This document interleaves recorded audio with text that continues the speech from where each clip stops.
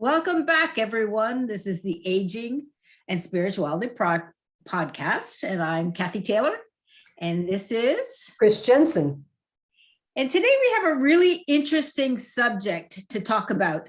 It's something that people ask me about often because it can be confusing when you're studying yoga and you are someone who is aspiring to live in a peaceful state. Sometimes you wonder what it is you can do as a yogi to be in a time that is very challenging, very much like what we're going through now, very chaotic times. And oftentimes we're confronted with people who are angry, people who are bullies, people who are really looking for a fight and not looking to promote peace, which can be really challenging to people like us who want to live in a very open heart space, and we don't enjoy being confrontive, and because we're very empathic, we can feel all of that energy and it's not comfortable. So we thought we'd talk about just how yoga would handle very challenging and creative times. So one of the things that I was thinking about, and Chris, feel free to jump in at any time, was that a lot of the environment that we are raised on and grow up in, I actually grew up in Canada, Chris grew up here in America, has to do with sports and politics. And very often in those particular fields, you can get bully situations often because you're in a very competitive environment. They are very competitive places to be if you are learning to be just learning sports, let alone trying to be someone that's trying to make a career out of them. Then it becomes even more competitive. But politics, especially now, you can see how very competitive that is. So let's just talk about what it's like to be courageous in the presence of a bully who maybe is coming at you, or you're in a situation where somebody is being bullied. What would be the yogic response to that? Well, let's look at a situation where someone is bullying you and being angry. The first thing you want to do is not get into their vibration, because it's very easy to get sucked in. And science tells us that when we're threatened or when we're frustrated, the amygdala part of our brain, not the thinking executive part, jumps in. If we can step back, this is from science, and then I'll add the yoga to it, 90 seconds, just step away for 90 seconds, the prefrontal cortex comes back in. And so we're going to make a more intelligent decision. So there's that part of it. But when you know yoga, you want to take that step back for at least the 90 seconds, and you want to try to center. And think of what I like to do if it's a really tense moment, is think of the best peaceful, loving experience I've ever had. Just try to recall that in that moment. And that usually puts me into a much more centered. Okay, we got to break this down a little bit, because I'm thinking that's probably a little more advanced down the road, because I know how long you've been practicing those kinds of things. So when somebody says to me, when I'm angry, I just lose it. Like, what can they do in the moment that is going to bring the temperature of that down? Like stepping away for 90 seconds, you could easily still be really ticked. But what can they do to get their bodies and minds to just calm down in that moment? I had a great example of this morning. I was in the bank dealing with a really odd situation of a bill payment thing, and I felt myself just getting like, I'm gonna freaking scream here, because I tried to solve this from so many different angles and be so articulate and so good at my communications, and nothing's working. I want to choke somebody. So, like as yogic as I can be, I can also still get really ticked. So how do you take that down from, like, you're at 10 and you want to come down to at least a 5 or something? So that's the amygdala jumping in there. Okay. Right. Yeah, but exactly. And right in the moment, if you're, you're really feeling on the edge like that, the best thing to do is a simple breathing technique. That will take you down a notch, at least. The breathing technique of just inhaling for 4, retain your breath for 4, exhale for 4, and hold it out for 4. Just do that a few times. Navy SEALs are taught to do this when they're in a situation where they don't know what to do and they're challenged and it's dangerous. They're taught to do that simple breathing practice. But Wow. yeah, that's exactly what they're taught to do. I didn't And know that. came right out of yoga. And so in that moment, if you can remember, think, okay, time to step back, let me breathe. And just do 3 or 5 of those breaths. Guaranteed it will take you down enough notches that then you can move into something else, like asking. What yogis like to do when we're angry or frustrated is say, anger is a frustrated desire. So what is it that I wanted that I'm not getting here? What is it that I'm wanting that I'm not getting? Okay. Right. That's what anger is all about. It may just be a smile from somebody, but whatever it is, we're not getting it. And so then we can look at, okay, what are the steps I need to take to make this happen? Or should I just get out of this situation? Right. But in the moment, like you said, in the heat of the moment, a simple breathing practice like that will help. Or we talked about this in another podcast, something we call witness consciousness. If you literally, and I literally will move my feet back to take a step back and just try to watch the situation like you're watching a movie. You're not critiquing, you're not judging, you're not part of it. You're a witness watching what's happening. Just try to watch. And that will help you to get out of that state and get into a place where you'll know the right thing to do. Well, okay, wait. So that's an interesting thing that you just said, getting into witness consciousness. But what that really does when you pull back from the situation and you're not attached to the outcome, right? You're like, okay, let me take a step back and see what's happening here, right?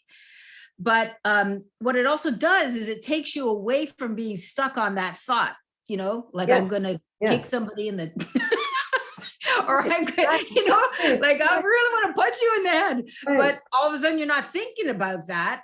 And you're back in a place that is much more not attached. And you can, if you do the breathing techniques, that's definitely going to help with calming down the body, and the breathing will just get slower, right? Which is part of what's really fueling the anger. Right. So yeah, it'll take you away from that mindset. And then you have to be willing, like for me, there's like a mental trigger in there. Like if I want to come at somebody and I'm really mad, it's hard for me to let go of that. It's hard for me to go, oh, I'm going 90 miles an hour. I want to punch you in the head, to, oh, I want to be peaceful. I want to get into a really peaceful state. Being peaceful is not necessarily the answer. In yoga, we say you don't have to lie down and play dead. You don't want to hurt somebody, but you do have to hiss at times. Yeah. You do have to stand up and let them know what's right or what's wrong. So when you're stepping back and you're doing that breathing practice, you'll calm down enough to not just come at them like you want to punch them in the nose, but you may have to hiss at them, and you may have to say, hey, this is not right. I'm not doing this. This needs to be straightened out. You'll do it in a more constructive way. Right. You may have to hiss. I'm in the corporate environment. There's a situation where I have been in some crazy situations like this. Yes. One particular place, the person I worked for wanted to blame people who worked for me for something that was actually her fault. And she thought I would go along with this because all of my peers, were going along with them, would go along with that. Well, there's no way I would go along with that. And my first instinct was to, punch her in the nose. It was kind of like how dare you, And then, I worked on a number of things to just kind of, get to a more settled place, the breathing practice, the witness kind, whatever it took. And then I tried to ask my inner self, okay, what's the truth here and what needs to be done? And it was very clear to me that I needed to stand up and speak the truth and not accept what she was doing, but at the same time, not attack as she was doing, not try to blame. Yeah. You know, there's a difference, but I had to hiss, but I didn't have to bite. That is such a clear distinction of what to do. I'm trying to think of what you just said. I wanted to make a point about it. When you step back, the question that you asked, when you say what you get back and non-attached enough to be able to say, what's the thing that I need to do here? What's the thing that needs to be said? Wow, that's really taken a step back, from that anger place and wanting to react in the moment to stepping back and just going, what's the right thing to do here? What's the, Yogi thing? What's the centered thing to do there? Whatever that question is. So listeners, that's a good thing to take away. Take a tip of, you set an intention. You don't want to react the way they do. You don't want to be that angry person. You don't want to throw fuel on the fire, right? So you're watching your own reactions, knowing that, okay, my temperature's going up. I got to step back first. And then I'm going to center and ask, because from that place, when you step back, you feel a little lost, a little abandoned. Like, I'm not really sure how I'm supposed to handle this. Yes. And, I really would like to punch you in the head. So I better ask somebody else. I better ask source, what's the best thing to happen? I mean, that happens to me a lot in like situations where a bully not necessarily confronts me, because I know how to handle a bully. I got that lesson as a young person, but when I see it happening to somebody else, when somebody else is bullying a person, ooh, I really have to control myself, because it just really, that was one of the things that really, really triggers me. So that's a great thing. Step back and center and say, what's the right thing to do here? What's this, centered thing to do? I love that. I mean, there are always going to be people like that around, they're always going to be. There always are going to be. There always are. Yes. And that really brings up an interesting question. I was telling somebody about a situation that was, happening to me. And she said, why do we attract these kind of people? And I'm like, because they're out there. Like I'm not sitting here thinking, oh, I need to fight today, or I need to, handle a situation, because I'm old enough, been there, done that. I've worked on that stuff. I know how to do that kind of stuff. But life, even when you're on the path of yoga, even when you're practicing as best you can every day, life is going to throw duty at you. And you have to, this is when you really learn how to be a yogi, how you respond to it, Yes. Yeah. Life is going to throw these things at us. And these things are opportunities for us to learn and grow. Yes, they are. Depending on our reaction, if we can step back and ask what the right thing to do is, and we do it, then we've learned something. Maybe we don't need to be in that situation as much again, because we've learned a lot from it. We've grown. Well, I'd be the first to admit I'm still learning it every day. That's for sure. Okay, so we talked a little bit about being courageous and challenging and chaotic times, and promoting peace instead of, having the intention of promoting peace is really an important, I think, step in the process, because that when you get into a situation like that, the warning signs go off. Oh, here it comes. You can feel the energy, you can feel it coming. And so you don't, if you have the right intention, you don't buy in as much, somebody might trip you up and trigger you, but you have a much better chance of staying centered if you are, always in that intention of staying in a peaceful, loving place. Right? Right. Yeah. Okay. Okay. So what other question do I have for you? I'm looking at my list.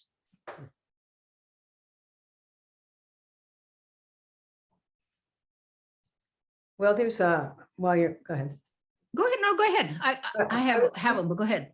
I was thinking of another simple technique to do when we're frightened and things are very scary. One of the things that yogis like to do is they like to do a visualization. And it's nice to visualize something that has a lot of courage. And typically what we do in yoga is we might visualize a lion, which is known for its courage. And Right. spending a few minutes, you could visualize it with your eyes closed, or you could have a picture in front of you. That helps you to touch into your own inner courage.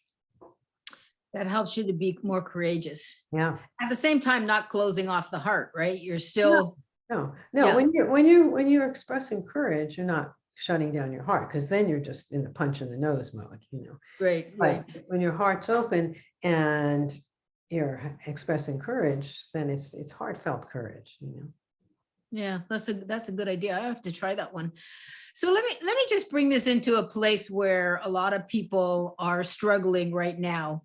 Um, I mean, normally people have trouble processing fear and anxiety, much more now since COVID hit, Mm. and with our political situation the way it is in the world right now, a lot of people are really having trouble with anxiety. And I mean, full on anxiety attacks, where they never um, had the level of fear that they have experienced in this last couple of years. That's my experience with people that I've been talking to and helping to coach. So maybe you can talk a little bit about, a yogi's response to fear, understanding the difference between, there's two choices, there's fear and there's love. How do I not get caught up in fear? And how do I continue to stay in a place, a Mm. loving place? And then when I am feeling anxiety in my body, whether it's physical, because for some people it's very, very physical process, their heart races, they sweat, they get, real physical anxiety. How do you deal with that? Yeah. Well, there's different kinds of fears. And one is called worrying, which is what causes most anxiety. And worry is generally fear about something that may never Hasn't happened. really happen. Hasn't happened. Yeah. May never really happen. It's very likely to not happen. And so you want to break it down. So, what am I anxious about? Right. And look at, is this really likely to happen? Now, sometimes you can't do that. If you're in anxiety mode, that's a little too rational. So there's a very, very simple thing you can do. The navel center, that energy center, is the center for courage, but it's also the center when it's blocked for fear and anxiety. So one of the simple things you can do is put your left hand on your navel, put your right hand over your left hand, and just sit like that. You can lie down on the floor and try to relax your body. You can sit, but it will help to calm down the anxiety in that center. And it can potentially help to have it open. When that center is open, the energy runs strong and clear in there, and tremendous courage follows. It's That's very interesting. I'm doing it now. I got my left hand over my tummy, over navel. my navel, and the right hand on top. The And what left. it does is it really feels like it's grounding me. It's Mhm. moving the energy down into the lower chakra areas. Is that Right. what you're trying to do? Right. Well, what we're trying to do is unblock energy in the navel center. Okay. When the energy is tense or tied up there, then we have anxiety. I have a pit in my stomach. Why Right, right, why right. don't people say that? Because there's tension in that area. That's right. So Yeah. this is trying to help ease that tension and allow the energy to run much more free and clear. And it makes a difference. It's a very, very simple thing to do, but it makes a huge difference. Interesting. I have a question about people that are experiencing anxiety. I have heard this response more than once, and that is for people like you and I, we would, whatever's going on in our world, we're going to use a technique to get more centered, get inside and find out what's going on, and deal with it from an inside point of view, right?